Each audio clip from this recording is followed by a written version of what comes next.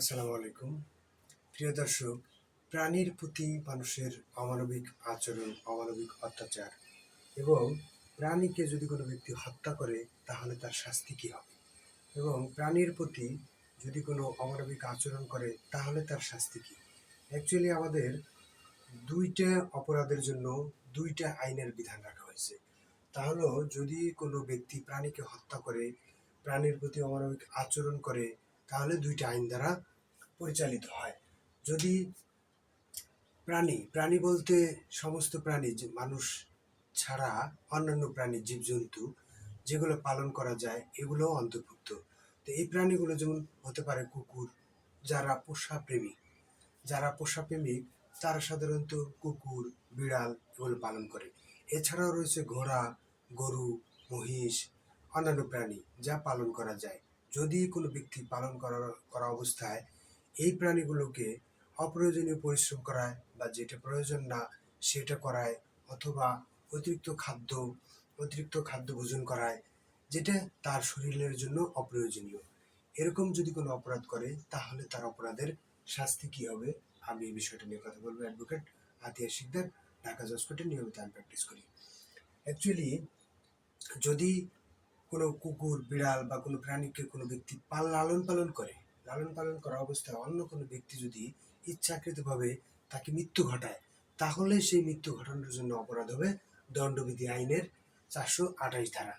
দণ্ডবিধি আইনের 428 ধারা বলা হয়েছে, যদি 10 টাকা মূল্যের কোনো বেশি আহ, কোনো মূল্যের কোনো প্রাণীকে কোনো ব্যক্তি ইচ্ছাকৃতভাবে হত্যা করে, তাহলে তার শাস্তি হবে 2 বছর কারাদণ্ড।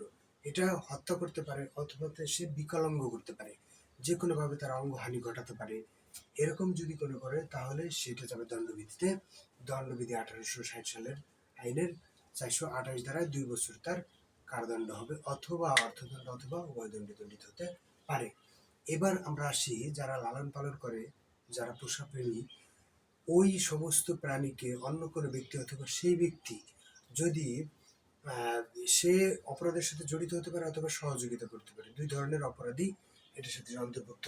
কোনো পোষা প্রেমিকের যদি কোনো এই পোষাগুলা অন্য কোনো ব্যক্তি অথবা সে ব্যক্তি কোনো কাজের জন্য প্রাণীটিকে অসুস্থ হয়, অর্থাৎ এমন কোনো কাজ যে কাজটি করলে প্রাণীটা অসুস্থ হবে, অথবা এমন কোনো কাজ থেকে বিরত থাকে যে কাজ বিরত থাকলেও ওই প্রাণীটা অসুস্থ হতে পারে, অতিরিক্ত পরিশ্রম করান।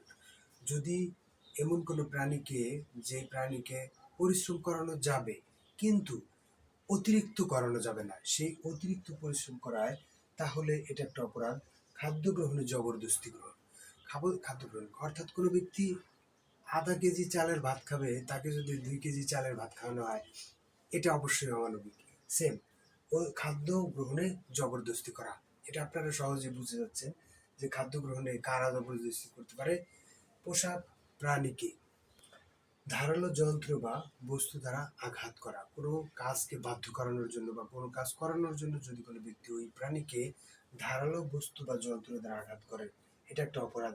অসুস্থ হলে চিকিৎসা না করা, বা অসুস্থ হলে চিকিৎসা না করে যদি কোনো ব্যক্তি রেখে দেয়, অথবা পরেরটা আছে যে অসুস্থ হলে চিকিৎসা না করে কি করলো, উলুবনে ছেড়ে দিল, বা একটা ওপেন জায়গায় ছেড়ে দিল যে ওখানে যায় মৃত্যু হোক, আমার বাড়িতে যেন মারা না যায়। আপনি লালন পালন করলে আপনাকে এটা সুস্থতা করানোর জন্য একটা দায়িত্ব।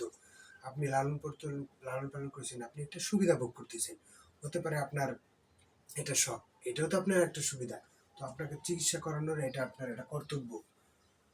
লড়াই করার জন্য যদি কোনো ব্যক্তি ওই প্রাণীকে উত্ত্যক্ত করে, যে অমুকের সাথে টোপ দেখায় বা কোনো এমন একটা কাজ করে যে ওই প্রাণীটি যাতে ওই ওই ওই প্রাণীর সাথে লড়াই করে, অপ্রয়োজনীয় কোনো ওষুধ প্রয়োগ করা, যে পায়খানার রাস্তা দিয়ে বা অন্য কোনো রাস্তা দিয়ে, বা এমন কোনো ওষুধ প্রয়োগ করলো যে তার শরীরে যেটি যেন তার জন্য ক্ষতিকর।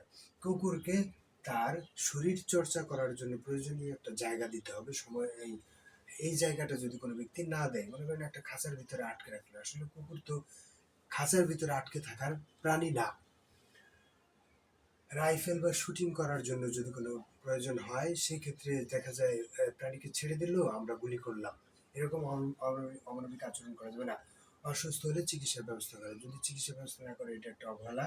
কর্তৃপক্ষের অনুমতি ছাড়া কোনো ক্রীড়ায় অংশগ্রহণ করানো যাবে না। কোনো প্রাণীকে যদি ক্রীড়ায় অংশগ্রহণ করাতে হয় বা কোনো খেলাধুলায় অংশগ্রহণ করাতে হয় বা অপ্রয়োজনীয় আপনার যদি কোনো কাজে ব্যবহার করতে হয়, তাহলে অবশ্যই কর্তৃপক্ষের অনুমতি নিতে হবে।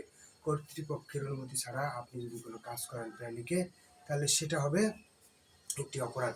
এই অপরাধ হলে আপনাকে 6 মাস পর্যন্ত কারাদণ্ডে দণ্ডিত হতে পারে, অথবা অর্থদণ্ড অথবা উভয় দণ্ডে দণ্ডিত হতে পারেন।